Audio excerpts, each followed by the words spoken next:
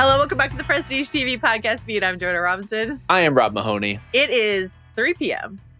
It is episode 9. Congrats to the Pitt for winning the SAG Ensemble award. It was a delight to see the cast of the Pitt at the featured very prominently, Joe. The Actor Awards, as they have preferred to rename themselves, and more importantly, there's a furry with heat exhaustion. I repeat, there is a furry with heat exhaustion in the That's a talent I didn't know you had, Rob. Look, this is what we play for, Joe. This is why we're here, waiting for the furries to show up. I've never been more excited in my entire life. I leapt off my couch. I was so thrilled. Do we dare, should we commit to the record what the bargain we've reached with our producer Kai about the appearance of a furry on the show? I am willing to do it. I don't even know that we struck a bargain so much as we just kind of foisted this upon Kai. And love to foist. But he agreed to it way too fast. Very quickly. Yeah. I think that's when he was trying to get us into lab coats and gloves and stethoscopes. And so he's like, you put on this accoutrement, which you can see on our Instagram, Prestige TV Pod, right? On Instagram and TikTok. That is the one. On Instagram, you can see us in Dr. Drag for a segment that we're working on here for the pod. Well, do you want to start there, Joe? Our segment that we have been assured by Kai is not a sketch of any kind. Even though it involves costumes and props. And scripts occasionally. The sum of that bit is we're doing TV prescriptions for our listeners, for our social media followers. If you would like to call our phone number, 909-313-4046, and leave us a voicemail. Do not hang up. Don't get out of line. Stay in line. Stay in line. Fulfill the prompts on the voicemail. Yeah. And we may offer you a prescription of what you need in your TV life. While wearing lab coats and glasses and gloves and stethoscopes. As one does. But it's not a skit, so don't worry, we're professionals. Definitely not. But as a trade, yes. Yeah, what have we asked of Kai in return, Joe? We we foisted on Kai the proposition of this. If a furry does indeed show up on this season of The Pitt, and if you're just dropping into this feed, the reason we're so excited for this furry is one of our listeners let us know weeks ago that Anthrocon, which got a name drop in this episode, was a year ago, Joe. Coming off of season 1, our listeners were like, if it's going to be in the summer, you need to look out for Anthrocon for season 2. Is that when it came in? Okay. Oh my gosh. All right. A long time ago, our listeners have been on this beat. Anthrocon, the furries. And we struck a deal with Kai, which is if a furry shows up on the Pitt, which indeed, per Rob Mahoney's air horn impression, one did. He would don a furry costume before this season of the show and the podcast is over. So Kai's not always on camera, but he will be on camera for this, and he will be wearing a furry costume. And we say that not to disrespect the furry community, which gets a great rap inside of this episode. This is a very pro-furry episode of The Pitt, and I support that. Without a doubt. But we do want to put Kai in a furry costume, and he said he will do it. There was also a sub deal proffered where we were talking about being so disappointed if a furry didn't show up. Would we then require Kai to also be a furry? So we could only win, and he could kind of only lose. I don't know. Kai, do you want to come up to the front of the class and talk about your imminent future as a furry? For those who are watching this, they should know that you and Rob are wearing the same shirt. That's right. They should just know that pure is coincidence. And we are but two boys who play tennis and are connected by fate. All right, so what did we land on? Soft? What was it? Film princes? Is that what it was? I think that's what it was. Soft film princes? I don't know, something like that. Yeah. Kai, just let us know, how excited are you for your furry adventure? I'm feeling multiple feelings, many emotions. Mainly excited, excited for this new journey. We got to see what it's like. Just I'm worried about how hot it's going to be. Maybe people can email in and give me some tips. But I'm a little worried about that part of it more than anything, Okay. Rob, where can folks send their furry tips for Kai? They can always send them, Joe, to prestigetv@spotify.com. But of course, for The Pitt and for this specifically, drsidebangs@gmail.com. And I mean, Kai informed us right before we started recording that apparently some variations, like the lizarding variations of furries, are actually called scalies. Reptiles. Yeah. I mean, it's really a subclassification all We're its own. learning a lot. We're learning a lot. We're learning a lot. We love to learn. we have a lead on where, like, kind of what we want to put Kai in. I'll tease that it's aquatic oriented, but I don't think we need to say more than that. And I'm eager to find out what its subclassification is in the grand scheme of things. So I'm sure it's going to be an educational experience through and through. I'm so excited. Kai, thank you for being a good sport about this. Just the best. Is this a season finale sort of special, don't you think? Like, celebrate the end of the season? I think that makes sense. Okay. That feels right. I think we all need to be in the same place, you know, get those nice cameras going. We're doing this in HD. That goes without saying. 4K. How about 4K? Yeah. 4K. We are doing this. All right. Thank you, Kai. Of course. It is going to be a little strange, Joe, when there's like another mass casualty event and here's Kai sitting in studio in a furry costume. I mean, speaking of which, Rob Mahoney, how do you feel about, I guess, being on the right side of history when it comes to water parks inside of this episode? This isn't the kind of history I wanted to be on the right side of. I'm not any happier about it than you are. Okay. This episode is directed by Sean Hattasey, and Dr. Abbott is here. Really good Dr. Abbott Robbie scene at the end of this episode that Definitely. I can't talk to you about. Did you like this episode of television, Rob Mahoney? How could I not? I mean, we have a furry. We have a hot radiologist. Everything is happening for us all at once.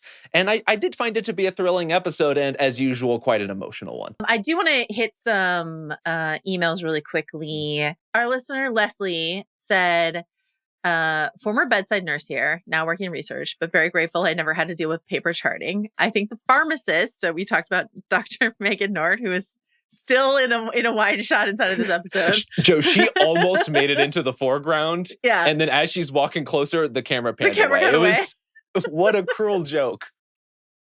Leslie said, I think the pharmacist has to stand next to the machine that dispenses the meds because it can't be locked, unlocked, triggered electronically during the blackout. I get why she's there. Yeah. Rob and I are not disputing that. We're just saying that doesn't prevent the camera from getting closer to this actress if it wanted to. So, yeah. Why is the camera 100 yards away at any given point in time? I just think we could switch it up a little bit. It's a great question.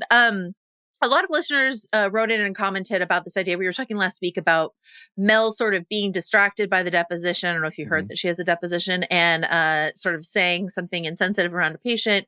And we were like, oh, that seems out of character. And then we got a lot of, well, actually, Mel has done this before a couple times. And so this is Mel, who is extraordinarily good at her job. This is one thing that she bumps on sometimes, is just getting like overly excited about sort of like a medical mystery or something like that and saying something that perhaps the patient doesn't want to hear. So that's something to think about. Also, the Trinity Santos line from last week about the blood alcohol level, like, want to guess because it's fun, is a direct callback to something that Langdon said to her in season 1, word for word. And I believe, I couldn't completely confirm this, but I believe he said it about Louis. So it's like a real twist of the knife from Santos to say that. We both already felt like it was a twist of the knife, but now we understand like how twisty that particular stab was. So cuts even deeper, to say the least. Yeah. I found out, this isn't from an email, but I found out just from like, I think Instagram or whatever, that like a few of the background nurses in the show are actual nurses. Like we knew that Nurse Jessie Nedbrower had a background, but there's like a couple other ones. Like there's the guy with the glasses with the clear frames. There's like an older gentleman. There's like a middle-aged woman with like reddish hair. Those are all, and then Nurse Kim, who's had like several lines. Those are all actual RNs. Who are sort of medical advisors on the set. Yeah. But they're there to sort of make, to move more naturally in the background of a shot during a thing and to call out stats more naturally inside of a scene. So I thought that was really cool that like those, I had been noticing Clear Frame's glasses guy a bit more, and I was like, does that guy have I'm sure he does have a name, but I was like, who is that guy? What's his deal? And then it turns out he's a real nurse. So that's exciting, Joe, have you ever gone Clear Frames? I never could. I never would. Wow. There was a lot in that. You that have response. to have a face for it, and I don't think I have the face for it. I think I need a dark, chunky, heavy frame on my face. You know what I mean? Wire rim, I can't handle that either. I think I need something a little bit more intensive. So See, I'm stumbling into all kinds of worlds of education today. Thank you for bringing me up to speed. But glass is not my forte. I mean, once again, people can go on our Instagram and see you in fake glasses. But yeah, you have to find the right frames for your face. It's a whole thing. I want to dig into one more email that we got from a listener. It was a point that I kind of wanted to bring up with you last week, and I didn't really find a way to talk about it. So I'm really glad our listener Ryan wrote in about this idea of Howard as a character. And you were talking a bit about like the story, the story that they tell about Howard and like how he got to the weight that he got and stuff like that. And our listener Ryan was sort of bringing up this idea of like, did we need sort of like a story about Howard? Or is just the fact that he's a human and he deserves dignity, like sort of enough? And I had been thinking about that, not just with Howard, but with Louis. And like, we get this story after Louis passes about like how, he, became an alcoholic. Inside of this episode, we have Roxie say like, I never even smoked a cigarette. There are ways in which these Pitt backstories, because the Pitt is so interested in like challenging your preconceived notions about characters and about cases, definitely, right? So like, don't judge this patient. You don't know how they got this way. And don't judge this doctor for their brusque or whatever demeanor. We're going to, twist the camera in a different angle on this person, and you're going to like see that you misjudged them. So the Pitt really likes to say, you've misjudged this person, or slow down before you make a judgment or something like that. So I understand that that's something that Pitt likes to do across the board.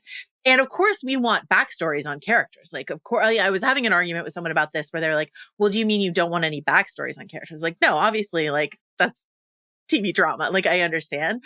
I just think that sometimes the Pitt feels the need to like turn people into little angels, and like, though, through no fault of their own, are they X, Y, and Z? And I don't know that really gives you that sort of like everyone deserves dignity and empathy, the way that just saying like just their existence means they deserve dignity and empathy. Do you know what I mean?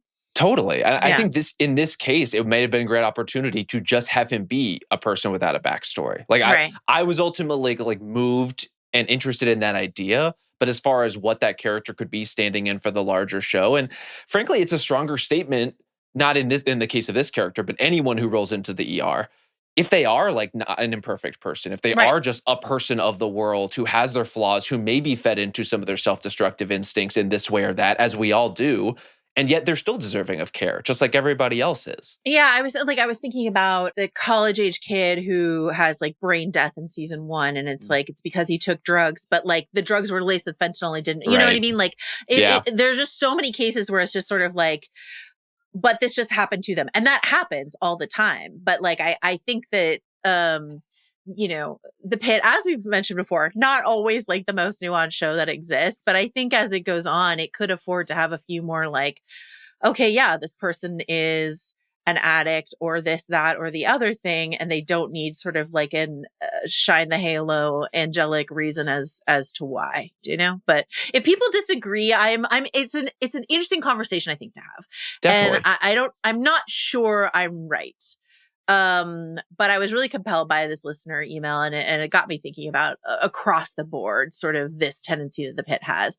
Another point that Ryan made separate from this point that I really liked is he was like, the revelation of Joy's eidetic memory means that like every time Ogilvy sort of like jumped the gun and answered a question, she definitely knew the answer. And she was just sort of like watching him twist. Like, we kind of already knew that about her, but like this really underlines that whole dynamic even more, which I think is pretty fantastic. And then this is just a question that I have for you, Rob.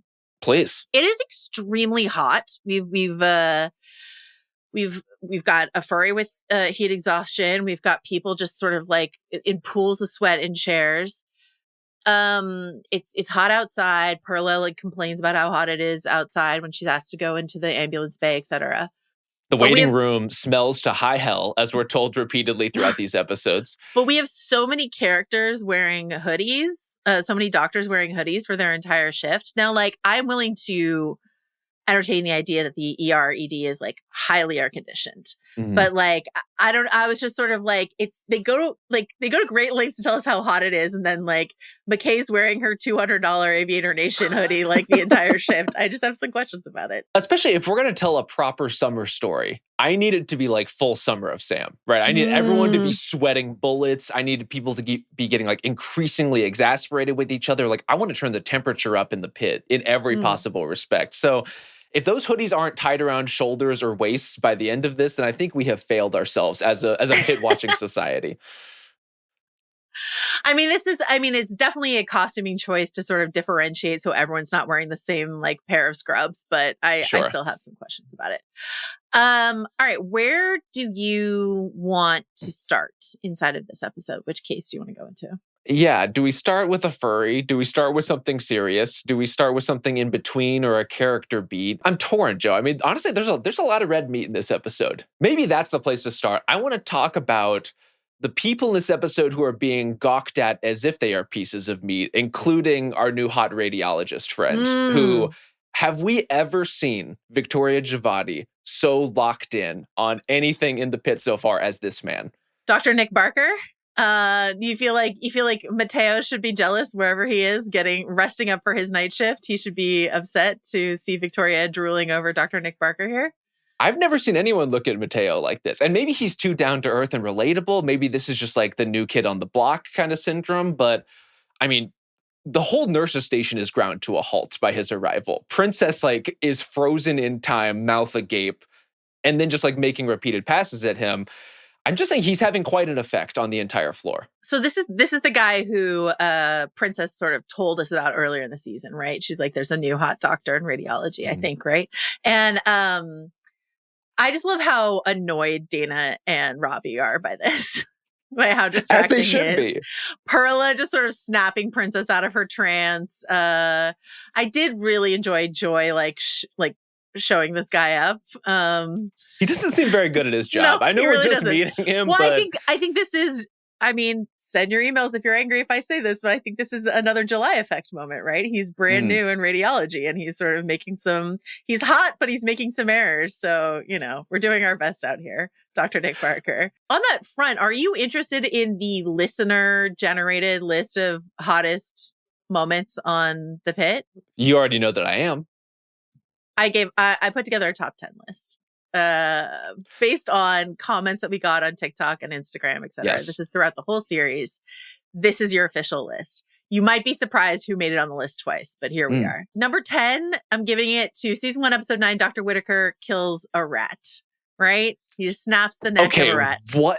Here's what I'll say. Our listeners, you know how you were like, oh, Joanna, you really like calm reassurance or whatever. They like, kind of violent, sort of aggressive. I mean, like sort of smirky, snarky. Like that's what they seem to find really hot. So, that part doesn't surprise me. A man killing a rat, I am sorry, I don't care who that man is not a hot thing. That's not it. Number 9, Dr. Santos. Trinity Santos threatens a potential child molester with blink twice if you agree with this, once if you want me to let you die. Yeah. That is also in season 1. Season 2, episode 2, Dr. Robbie holds baby Jane Doe. It's a classic for a reason. In season 1, episode 2, Dr. Mohan yelling at everyone to stop when the sickle cell patient comes in, and Samira just like bellows for everyone to stop and freeze. And they do. They listen to her. Again, our listeners like aggression, and I love that for them. Back on the list, Dr. Whitaker, and this was a really popular one, uncapping the syringe behind his back in season 1, episode 4, right before he gets urinated on. So not the act of urination, but the pre-urination behind the back syringe readying. Yeah. Our listeners were quite feral for this in the comments, so I thought that was really interesting. That's a great shout. Next on the list, Dr. Frank Langdon, ER Ken himself, has made his first appearance, asking the anti-vaxxer mom if she wants a mask during surgery in season 1, episode 9. It's very snarky, like, so mask or no mask? What do you think, right? Can I tell you who agrees with that pick, Joe? The Jackies, who are, again, looking at Langdon in this episode as if they might devour him alive. As if he is the 3-bean dip, or however many beans are in that dip. Okay. On that front, obviously, she's told she can't eat anything crispy. So you're just eating a layered bean dip with a spoon? And that's a treat? I think it depends how many layers there are. Because then at a certain point, you're just eating like beans with guac, which doesn't sound too bad. But if there's like a lot of sour cream involved, then I'm I'm not vibing. What if it's just like beans, guac, and salsa? That sounds kind of good. No? But you need the chip. That's the whole point. What about a soft tortilla? Can I interest you in a soft tortilla? Maybe we can negotiate. Okay, great. Almost done with this list. Dr. McKay drills off her ankle monitor in season 1, episode 13. Number 3, really high on the list. Dr. Mel King finishes the spinal tap before Measles' mom can intervene and sort of smirks at her and says, all done. Okay, that was very high. Number 2 on the list, Dr. Garcia, Yolanda Garcia, season 2, episode 2, screens I am the OR while resetting an arm. Okay? We regret the error. We really do regret the error. And number 1, he's back here. It's Dr. Jack Abbott donating blood while saving lives, season 1, episode 12. So that is the top 10 list according to our listeners who like rat killers. They really like Whitaker a lot, which is fine. No objections. They like blood. They like threats. They like their Pitt doctors aggressive. I like them sort of soft and gentle. They like them aggressive. Yes. You know what they like, Joe? They like comeuppance. They like the little snark. Like yes. we have triumphed over this patient's parent who's been an asshole this whole time and finally gets what for. Speaking of what for, Dr. Abbott naked yoga, do you think people are going to be normal about this, or how do you think the people are going to react? They always are. Okay. They're always super normal about all this stuff. The fan art, I'm sure, is not out there already. Great.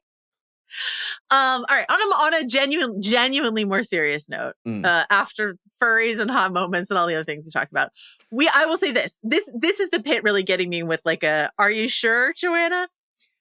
All season I've been like, hey, it's 4th of July. When are we going to see someone, blow something fingers off with a firecracker? And then young Jude comes in and I'm like, not like this.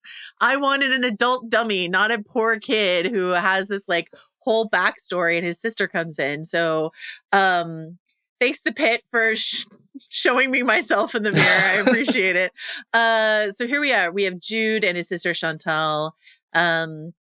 And Santos, once again, right off the back of this like lullaby moment with a baby, and this has been a consistent thing with Trinity actually across both seasons, is like this protectiveness around children. So what did you make of Santos and Jude and Chantal and the whole storyline we get here? I mean, I think the repeated instances from Santos in terms of being the person in the room who is comforting Jude the most, right? Mm-hmm. It's like when he's not ready to see his hand, she's the one to assure him he doesn't have to. When, everyone is telling him how scary, the surgery is going to be, how severe this injury is, she's always the one who's giving the silver lining. I love that we're seeing this part of her kind of come to the fore more and more, especially when I know she has these like wild, like double focused ambitions in terms of what she envisions for her career. Yeah. But it does feel like she is being kind of slowly nudged towards, hey, if you wanted to be on a pediatric path, this could be something you're really good at the same time that, Joy is showing a knack for radiology, and Samira Mohan's being nudged into to a geriatrics fellowship. It's like everyone is kind of finding what they are good at. And whether they listen to those things is interesting in and of itself, but it's so clear that she's great with exactly these kinds of patients. Listening to Supriya, who plays Samira, talk about how her interpretation of the way that Mohan receives that from Dr. Al-Hashimi is like a bit of resentment that like she can't hack it, that she needs something like a little slower, which is interesting because that hadn't like really occurred to me. But like, I also wonder how Santos would react if someone was like, hey, have you thought about pediatrics? Like these people who are like here in the ER because they're like somewhat adrenaline junkies or something like that. And it's like, have you thought about peds? Have you thought about geriatric care? Like, I don't know. It's interesting to me. Well, one of my favorite things about Santos is no matter what you try to tell her, she would probably fight you about it. Whatever you tell her that she's good at or should do, like I think she just has very specific ideas for herself and wants to be driven by like something internal. And so until she feels that call, I don't even think it's going to matter that this is something she's clearly gifted for or set for.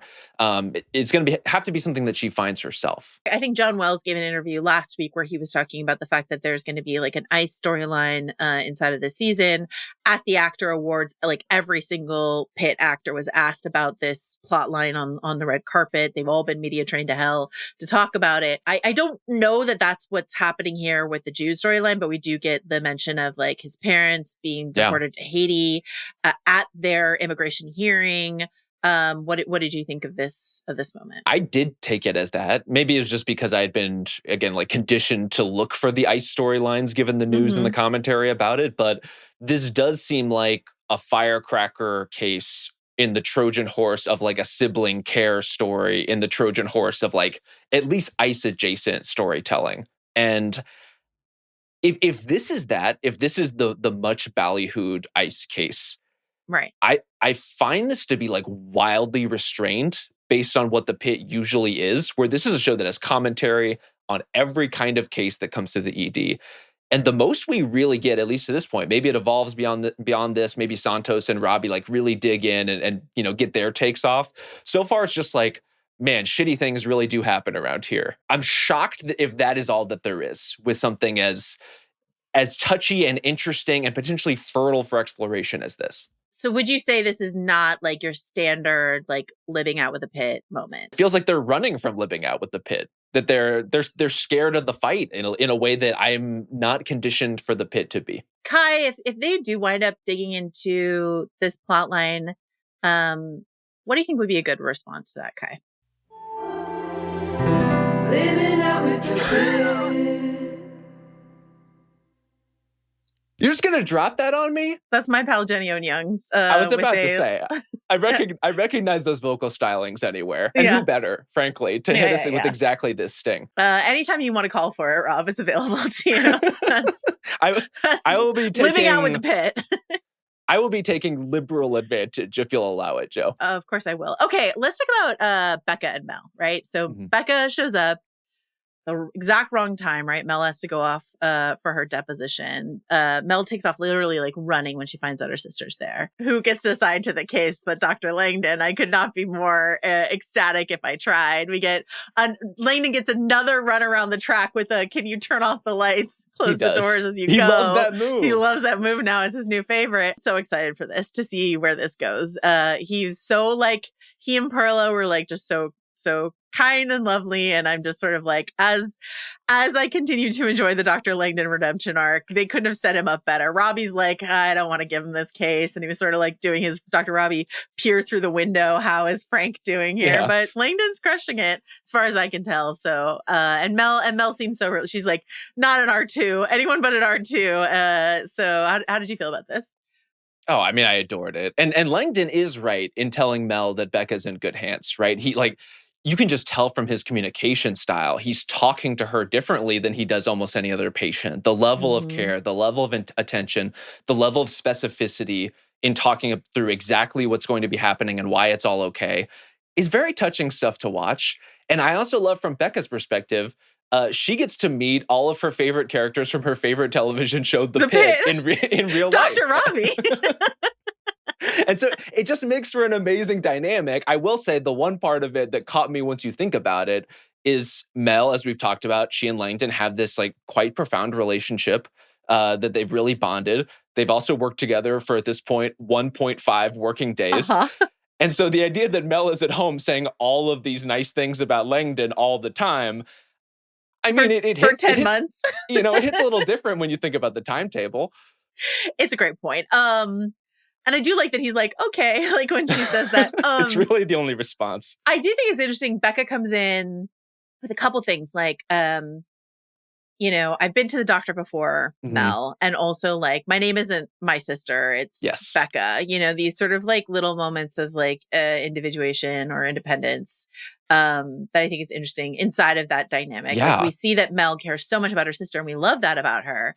But like, how much is she actually like acknowledging her sister as like her own person? I have some questions about that. Well, just also the idea that Mel, for all of that care and love, doesn't nail it every time with Becca, doesn't have all of this stuff like ironed out to perfection. Right. In these haggard moments, like you're going to mess some things up. You're going to say something that rubs Becca the wrong way. Like that is life, even for someone who cares as much as Mel does about her sister. Howard comes back here. He's going up for surgery. Dr. Jack Abbott gets to be charming and funny, like through all of it. Again, people I think are going to be incredibly normal about that. Then we get this scene with Howard and his sister in the ambulance bay, and it just like absolutely decimated me. I thought it was really well done. once again, not just the actor who's playing Howard, who we've called out in the previous episode, but like the reaction shots with Whitaker and Abbott, the actress who plays his sister, sort of on the FaceTime, the like almost in the background, oh, I forgot to tell him I loved him sort of moment. So we don't know. I mean, like Howard's chances are quite low, according to Garcia, in terms of heading up to surgery. We're not going to go to surgery with him. Another thing that we should say, a friend of the pod, Matt Midovich, emailed me an interview that he did with the folks on the show asking about Mel's deposition. And they were basically like, we are not going to go up to the deposition. So like, we're never going up to surgery. We're not going to go up and see Mel in her deposition. We're going to like the ambulance bay and no further, it seems like is sort of the ethos of the show. So I'm going to be on tenterhooks to see like if Howard's going to make it or not. But this is just like, no matter what happens, this is just like an emotionally wrecking ball of a scene for me. I don't know that I can ever remember a FaceTime call or a video call on screen that got this sort of emotional response out of me. Usually, like as soon as you put screen on screen on screen, there's just like a level of disconnect that neuters some of the power of it. And this one just amplified it, right? Like I think some of it is just the physical and emotional distance between Howard and his sister after all of these years where they haven't been in contact, where he doesn't even really know his nephew. And it's like taking what could be his last moments just to like catch up with family is such a beautiful idea. And you're right. Like I feel myself rooting for Howard, maybe above and beyond any other patient in the history of the Pitt so far. Like I need him to come through alive, despite the fact that 50-50, I mean, being forced to confront that sort of proposition is unbelievable. But again, like from Garcia, who is like pretty brutal to Santos inside this episode, has never shown like tremendous bedside manner. There's like some grace from Garcia in letting Howard know what his actual chances are. Yes. And I am just like, that got me more than anything else in this episode.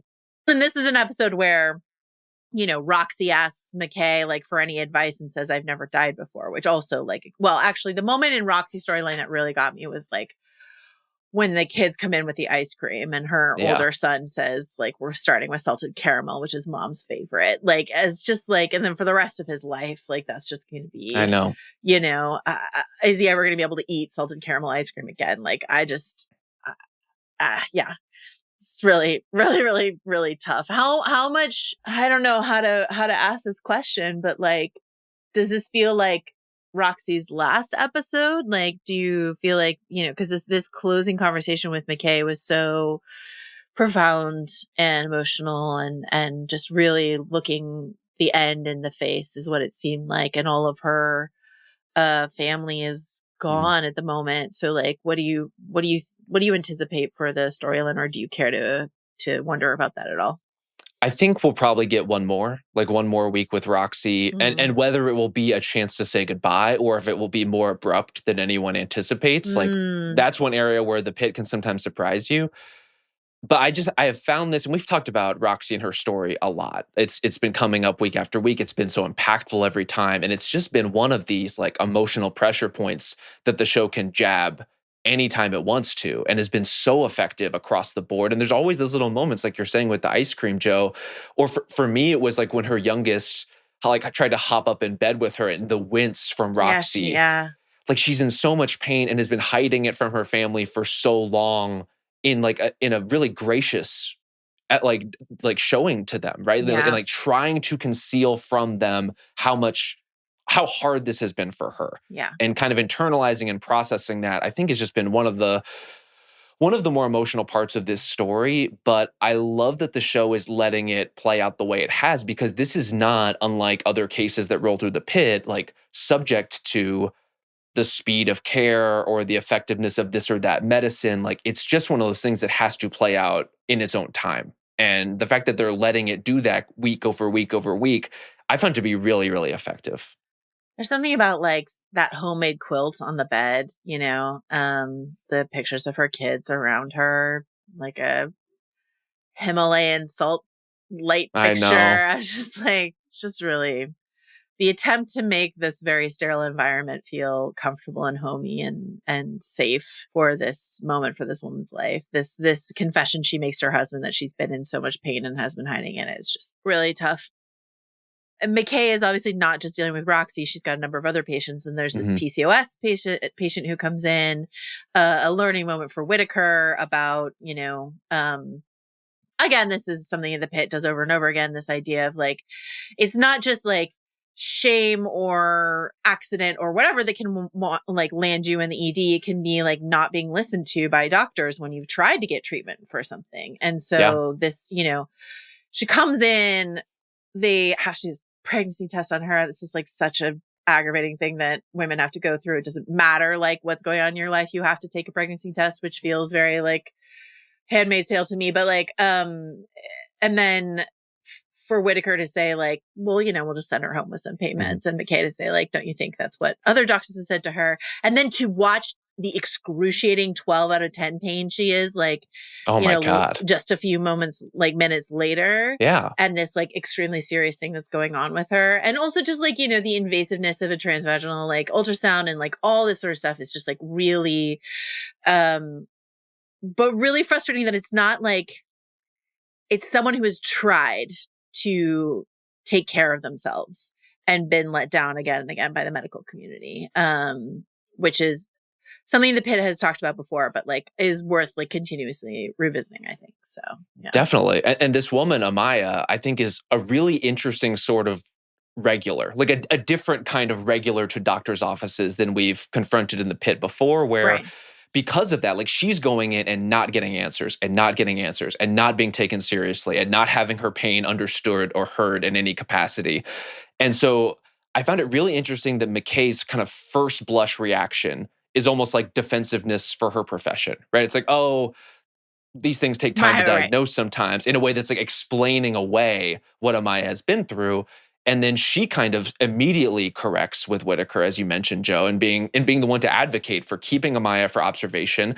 And not only is that 12 out of 10 pain just like hard to watch, but when you think about that, probably would have been her driving home, right? Like that would have been her on like with no access to just like jump back into a doctor's office. Best case, she's out in that waiting room, like biding her time to be seen again. And maybe this is a reach on my part, but I think there's something about the mirror of this case and the one that Javadi is going through with her patient, who like very rapidly has a condition that worsens and worsens and worsens to the point that she now is in need of like very serious surgery. And maybe it's because both of these women's organs are literally twisting. And one of them, McKay and Whitaker, to his involvement in this too, are like monitoring and are there and are observing and are there kind of closely ready to respond when something goes wrong. Versus part of what Javadi kind of fumbles in this episode is by not putting her patient through like the right processes, she falls through the cracks and nearly ends up dying as a result of just like medical oversight on this like crazy weird day in the Pit. Sure, but medical oversight nonetheless. It's a really interesting parallel. How much do you think, Robbie's like, we got to debrief on this later. Like how much shit should Victoria get for something like, like we've seen this time and again with doctors in the Pit. Whitaker had, a patient die on him in season 1. Like, this woman does not die, but like, Victoria made a mistake not understanding the analog process of what's going on here. Dana's defensive of her nurses, all this sort of stuff like that. Like, how much should this land on Victoria? And how much do you anticipate Robbie being like, having a reasonable conversation with her, or having one of his like more unreasonable conversations with her, I think part of why I don't know how to answer that question is I don't know what the reasonable conversation is with something like this. And the Pit is so good at kind of putting these ideas before you about what is the right amount of responsibility for someone like Javadi to take, even, take the analog part out of it. If this was just a normal oversight, if Javadi takes the full emotional brunt of every case like this that happens in which she misses something, she will be a crater of a person in like a week, right? Like just the frequency and the power and the heft of these cases is like, no one is going to get it all right. And we're told that over and over again. At the same time, when Garcia kind of reads her the riot act, or really her and Whittaker both. Calls her a Nepo baby. Calls her a Nepo baby. And like rightly is taking her to task for fucking this up, turning what could have been a very quick procedure into now like very serious surgery for this woman. I don't hear a lot of like accountability from Javadi. It's a lot of general like, oh, we missed this. Oh, it was overlooked. It's not like I did this. And when she's really pushed, she finally apologizes. But it's like, for me, a lot of what she's responding to in this episode is a lot more coming from a place of fear than accountability. I've been thinking so much about what you said last week about the way in which Robbie like doles out praise and censure, and the way like, and how thoughtful and kind he can be with his praise, and then how thoughtless and reactive he can be with his censure. And how often there are like specific people like in season 1, very much like McKay and Mohan being like real targets of his lashing out. Which is not, which is not to say it's always the same people, but I do think that is like, of all the like fatal flaws inside of Robbie, there's this like, I don't know, it got really dark in this episode when Robbie was talking to Abbott about his trip, and Abbott's like, if it gets dark, you call me. And Robbie says like, if I come back, like, I'm not sure how seriously I'm supposed to be taking these sort of very, very ominous moments from Robbie inside of this season. And as we wonder who is fit to lead the ED, like, is Dr. Al-Hashimi fit to lead the ED? Robbie doesn't think so in many ways. We're working with even more information about like her neurological state and stuff like that. But like, Robbie, I mean, this is a question for Robbie in season 1, right? Like he is this, in many ways, this exemplary leader of, again, non-gendered men, sort of like the exact kind of like paternal, like sure figure that you want. But then there are these moments of anger, and it almost is like self-anger that just sort of spills out onto all these people around him. And maybe that's just like a very realistic portrait of someone who operates under as much pressure as he operates inside of this show. I love a complicated character, so I like that he's not all one thing or another. I've just been thinking a lot about that sort of distinction that you drew last week as I look at this character going forward. Along those lines, Joe, I was really surprised at how the conversation between Robbie and Whittaker went in the break room. When Robbie finally, we get the seed planted from Santos telling Robbie about everything that's been going on with Whittaker and his like part-time farming, part-time stepdadding lifestyle that he's taken on. I don't know why, but I kind of expected Whittaker to say like, this is none of your business a little bit. Like it for a conversation that was ostensibly about boundaries, it felt like Robbie was really overstepping his bounds. Yeah, where was the "you're not my dad" energy? Straight up. But I mean, this has been the sort of Robbie Whittaker like teacher's pet sort of relationship, which is just, I love Whittaker too. Our listeners love Whittaker. So like, if there is to be a teacher's pet, may it be the rat killer himself. But tracking how Robbie treats different people is a fascinating thing to watch. Rob Mahoney, what would you call a spherical object that's made out of rubber bands? What would you call it? I would call it a rubber band ball. I would also call it a rubber band ball. Maybe we're too simple. Well, I just think this might be a regional thing. They call it a gum band twice inside of this episode, right? Or do you have a gum band and they throw the ball? So maybe that's just like a rubber band is a gum band. I think so. Right. But I have never heard the phrase gum band in my life. I have also never heard. I've heard rubber band, elastic, but that's usually for like a hair tie, right? Like, do you have an elastic? But gum band.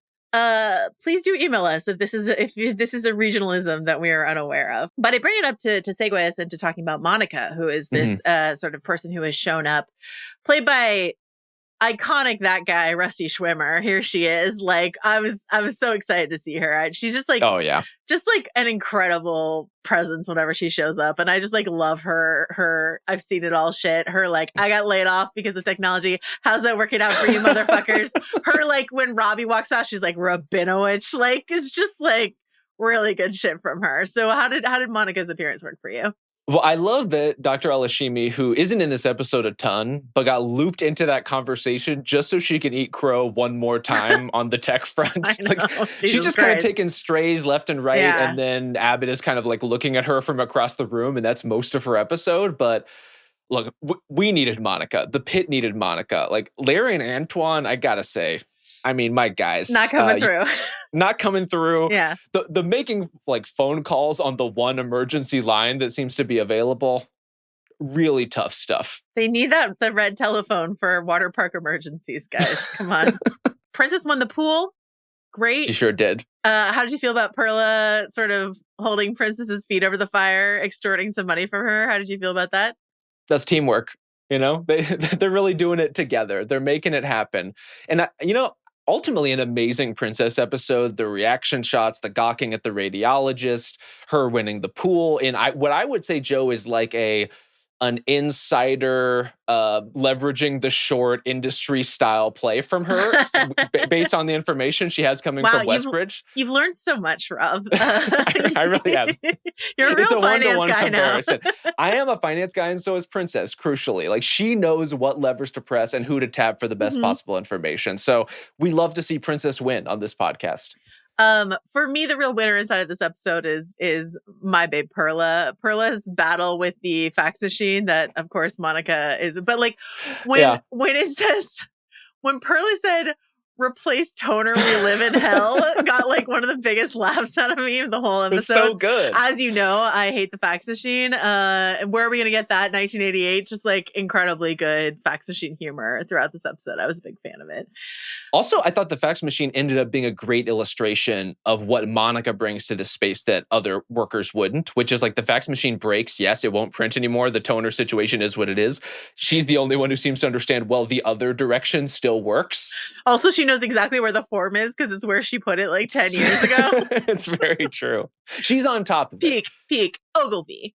Your favorite character. Your Wouldn't say that. The guy you see yourself the most in inside of the pit. He meets this English teacher. I'll say this. Actually, first of all, Joe, the person I see myself in the most is Santos in this episode when she's asked, "Are you free?" And she asks, "Is anyone really free?" That is me.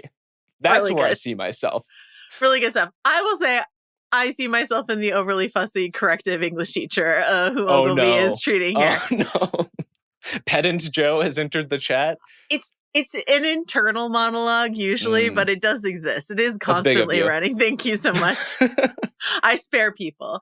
How'd you feel about this Ogilvy sort of connecting with a guy who reminds him of his dad, who he's like, you'll have to, like Ogilvy daddy issues have entered the chat. How do you feel about it? Well, I mean, who in the pit doesn't have daddy issues? That just seems to be a constant across the board. Correct. The implication, I know some English teachers. I know plenty of English-oriented professionals. The idea that you would be somehow disappointed in your child becoming a doctor, I feel like a misdiagnosis, to say the least, of many family dynamics. Would it be such a great disappointment? I don't know if it's that. It just might be that he like doesn't get along. Like maybe his dad is a pedant all the time. Sounds and like. They just don't get along.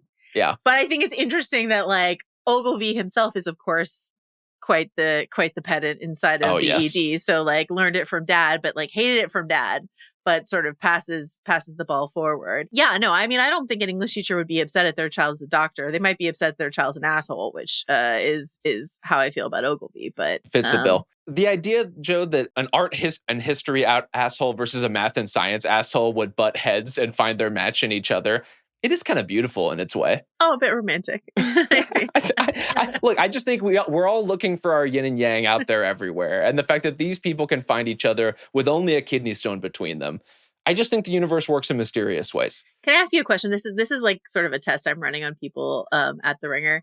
I'm terrified. Who was your favorite teacher in high school? Oh, it's easily my debate coach, Mrs. Potts. Oh. Absolutely elite teacher. Legend. Elite life mentor. One of the greats. Anyone who is in the like Texas speech and debate silo program history, probably familiar, but a legend in the space. Would you say that like you were a favorite of Mrs. Potts or of any of your teachers? Oh, that's a great question. In real time, maybe slightly. But in history, they forget. Like, you're just a face in a wave of faces that are coming through. Like, I'm not naive enough to believe that any teacher I had at basically any level would ever have a memory of me beyond like 6 months after I left their classroom. I doubt that's true. If someone wants to have Mrs. Potts send us an email about what a pleasure Rob was to have in class, please let us know. You just wanted to set up that hook.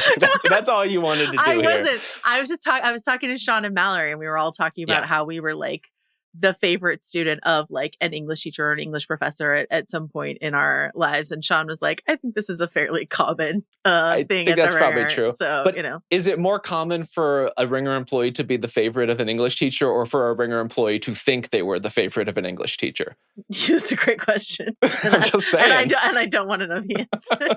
Let's wrap things up. Dana congratulates Emma on her work with Alana. I thought this was a really beautiful moment. How did you feel about that? I'm a little mixed on whether I wanted to hear what the conversation was about that brought Alana back into the room. And it's like, it is feeding into my appreciation of Emma and her understanding of kind of like the moment and these spaces and kind of what goes into good nursing. All of that feels great, but a little mystery is nice too. And I think letting Emma have the win is the important thing. And ultimately me quibbling about the delivery is less so.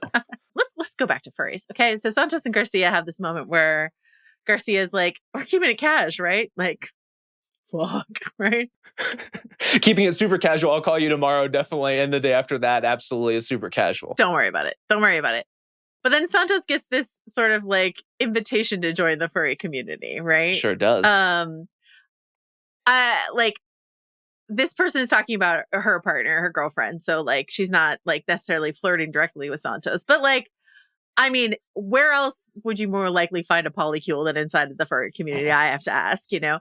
Joy was just many like, animals in nature, Joe. Like they have very non-monogamous styles. This is a great point that you just made. I'm sure you were a favorite or you were a biology teacher too, but like this idea of like Santos getting this like warm invitation. Santos already knew about Anthrocon, by the way. She did. So like, I think she's for curious at least. You know what I mean? It's just furious. Joy seemed a little interested too, a little like intrigued and into it. Joy continues to be a favorite character of mine. I continue on this like I think Joy is queer track. Maybe could there be like a Joy Santos situation? Who's to say? I don't know. But like I think they all deserve to go to Anthrocon on their day off. I think Whitaker should go too. Dresses a rat probably, but it would only be right. Yeah. You have to bring him full circle. I do think of all the interactions, and we talked about this, Joe, who on the staff do we want to see confront the furry or treat the furry when they inevitably come through the ER?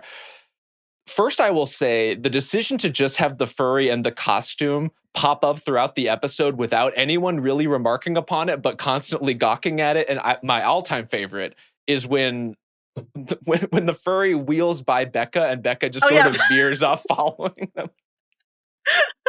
I could just like beelines to be like, how could you? I mean, you got to get to the bottom of it. Yeah. But of all the places we could land, Santos is a great one. And specifically the idea of a furry approaching Santos with, this is the kind of furry I think you are. Dragon. This is something I'm interested in. A scaly, as we've learned. Do you agree with the assessment that Santos is a dragon? I kind of like it. I'm going to say in part, with all due respect to the furry in this episode, if you're a wolf or a fox or anything cat or dog adjacent, you're basic. Like, that's just like the most assembly line furry stuff that I can imagine. They're furries in the first place. Well, you know, but within the space, in the Anthrocon community, I think people are turning their noses up a little bit. In particular, the dragons seem to, you know, they walk to the beat of their own drum. Santos, of course, does herself. I think you're making wild presumptions about a community you know very little about. Almost nothing about, but I would like to know more. And frankly, I would foxes, like art. Wolves, cats, dogs, you basic, says Mahoney. Every picture I've ever seen of a furry costume in any context has always been one of those. And so where's the creativity? Where's the variety? Where is, frankly, the level of prescription and care that is put into, I am feeling your essence, Trinity Santos, and it is a dragon. That's all I'm asking for. Rob, would you like our listeners to diagnose your fursona, your essence? I would like them to diagnose both of our fursonas. Okay. I'm not going to be out on that limb alone. All right. But please email us, drsidebangs@gmail.com, with what Joe's fursona and my fursona should be if you are so inclined. I would love to hear. Don't diagnose Kai. We've already done it. It's over. It's done. You'll have to wait for the reveal at the end of the season, but that's already a done deal. I would like to think about what I think your fursona is. I don't think it's clear to me. Though, like, well, here's a question. Yeah. How often do you think furries, and again, we know nothing about this community, but like, how often do you think they're inclined to dress as like their pet? Like, would you dress as your dog in some way? I don't think so. Because it's too close to like a sexual experience, and you don't want any of that near like. I wasn't even thinking about that, Joe, but that's a compelling point as well. You're like your daughter. That is your pet. I was thinking more, it's like, it's such an individual choice of a projection of your personality that if you just like grab onto the image of your pet, that's a totally different being. But wouldn't you say your pet, Rob, is an extension of your personality? I don't think so. I think it's complementary, right? Like you're clearly choosing something, the type of pet you have, like, maybe the personality type of the dog or cat, or I don't know, fucking snake or whatever you have, like whatever you're gravitating towards says something, but I don't think it necessarily says this is a mirror image of you. Can you remind me, because I got it wrong recently. Can you remind me what breed of dog you have? I have a corgi. Okay, that's what I thought. Okay. So does Rob have corgi energy, and do I have black cat energy? Prestige TV at Spotify.com to let us know, or alternatively, what you think our fursonas should be. And Are we just doing this podcast instead of therapy? Is that what's happening? Like, we're just like, tell us our whole deal, listeners, Are we outsourcing too much? But we're also in therapy, so it's fine. It's true. I guess it all comes out in the wash. Absolutely fine. What is watching emotional television like The Pitt if not therapy? That's a question that I have for you, Rob. Are we just extending the experience? Point. But like when you watch The Pitt, you're like encouraged to get emotionally attached and devastated and all these other things like that, and to confront things about yourself. So I really think The Pitt in the first place is therapy. If our podcast about The Pitt is also therapy, what is that if not just like completing the assignment? And that is why you and I might have been the favorites of a teacher or two in high school and or college. I think we're really coming to all of the appropriate conclusions, inarguable evidence on all fronts, Joe. And that is why I might think that I was the favorite of a teacher in high school or college. All right. Anything else you want to talk about that we haven't addressed? I think one last therapeutic note on our friend Samira Mohan, who has a young, vibrant woman. a young, vibrant woman who, look, this revelation comes to all of us at different times. That your mother is in fact an actual person with her own needs and desires.